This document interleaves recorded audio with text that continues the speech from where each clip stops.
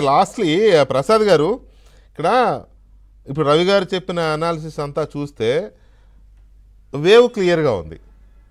సరే poll management అనేది ఒక చోట తక్కువ ఒక చోట ఎక్కువ, కొన్ని 10 స్థానాల్లో వీళ్ళు వీక్గా చేసి ఉండొచ్చు, ఒక 20-30 స్థానాల్లో వాళ్ళు వీక్గా చేసి ఉండొచ్చు. అయ్యి డెఫినెట్గా ఉంది. పోల్ మేనేజ్మెంట్ అనేది చాలా కీ రోల్ ప్లే చేస్తుంది. అయితే ఒక వేవ్ అనేది వచ్చినప్పుడు ఆ వేవ్ అలాగా కొట్టుకుపోతుంది. ఇప్పుడు 2019లో జగన్మోహన్ రెడ్డి గారు అన్ని చోట్ల ఒకేలాగా చేశాడు ఆ పోల్ మేనేజ్మెంట్. అసలు ఒక రకం చెప్పంటే మేనేజ్మెంటే చేయలే. వీళ్ళ వీక్ మేనేజ్మెంట్ వల్ల ఆయనకి అది అడ్వాంటేజ్ అయింది, బీజేపీతో శత్రుత్వం పెట్టుకోవడం వల్ల. ఓకే ప్రసాద్ గారు వింటున్నారా? ఈ పరిస్థితుల్లో ఇప్పుడు అరకు లాంటి ఒక పార్లమెంటు నియోజకవర్గంలో వైసీపీకి అడ్వాంటేజ్ ఉంది. విజయనగరం జిల్లాలో కొన్ని అడ్వాంటేజెస్ ఉన్నాయి. అలాగే కర్నూలు జిల్లా, కడప అంటే పోనీ సొంత జిల్లా అనుకోవచ్చు. కర్నూలు జిల్లాలో కూడా 50-50 వస్తాయి.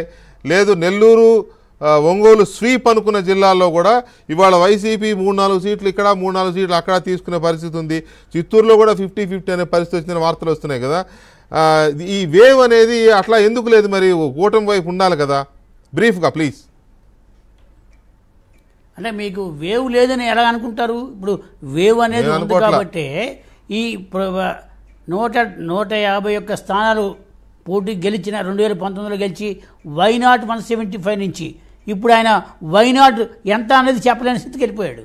అంటే ఇది వేవ్, ఇది ప్రజల్లో వచ్చిన వేవ్ కాదని మీరు ఎలా అంటారు?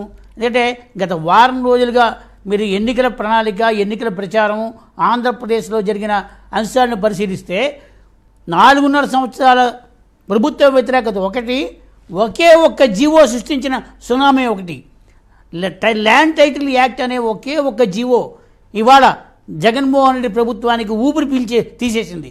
ఎందుకంటే దానివల్ల కొన్ని లక్షల కుటుంబాలు ఏడకోల్పోతామని భయం పడుతున్నారు. ప్రతి కుటుంబం అంటే మన ఆంధ్రప్రదేశ్లో ఉన్న ప్రతి కుటుంబం గూడు కోల్పోతారన్న భయం పట్టుకుంది. మీరు గమనించాల్సింది ఏంటంటే మనకు ఉన్న నీడ ఉన్న గూడు పోతుందేమో అన్న భయం పట్టుకుంది. ముఖ్యంగా రేపు అధికారంలోకి వచ్చే చంద్రబాబు నాయుడు ప్రభుత్వానికి అతిపెద్ద సవాల్ ఏంటంటే ఈ యాక్ట్ని మొదటిసారిగా రద్దు చేయవలసిన పరిస్థితి వచ్చింది. మిగతా స్కీములు ఎలాంటి మొదటి సంతకం మెగా డిఎస్సీ, రెండో సంతకం యాక్ట్ రద్దు అని. అయితే ఇప్పుడు ఆ మొదటి సంతకం మెగా డిఎస్సీ కన్నా ఈ ల్యాండ్ టైటిల్ యాక్ట్ మీదే పెట్టాల్సిన పరిస్థితి వచ్చింది. ఇవాళ ఎన్నికల నేను నెల్లూరు జిల్లాలో ఆత్మకూరు నియోజకవర్గంలో నేను ఎన్నికల ప్రక్రియ పరిశీలించినప్పుడు రైతులు కూడా వచ్చారు. అంటే ఈ గత వారం రోజులుగా మనం అనుకున్న సెక్టర్స్లో రైతులు కొంచెం వ్యతిరేకం అని అనిపించలేదు. కానీ ఇవాళ ఈ ల్యాండ్ టైటిలింగ్ యాక్ట్ వచ్చిన తర్వాత రైతు అనేవాడు మొట్టమొదటి వచ్చాడు.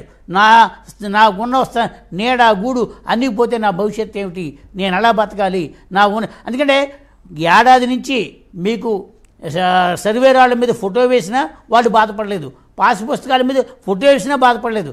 కానీ ఈ రెండింటి కంటే మూలమైంది ఈ టైటిలింగ్ యాక్ట్ అనేది వచ్చేప్పటికీ దీని వెనకాల ఎంత కుట్ర ఉందా అని అర్థం చేసుకున్నారు. అంటే నా తాతలు ఇచ్చిన ఆస్తికి, నా తండ్రి ఇచ్చిన ఆస్తికి జగన్మోహన్ రెడ్డి ఫోటో వేయటని ఇవాళ రిలీజ్ అయ్యారు.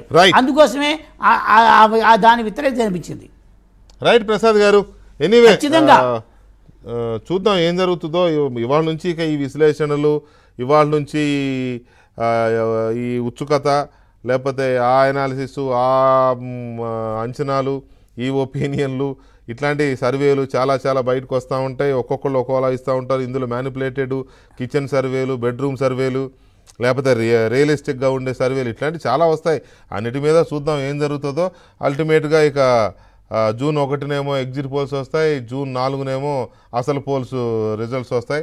అప్పుడు ఎవరు ఏంటి, కింగ్ ఎవరు, ఇంకొకళ్ళు ఎవరు ఏంటి అనేది తెలిసిపోతుంది. Anyway thank you.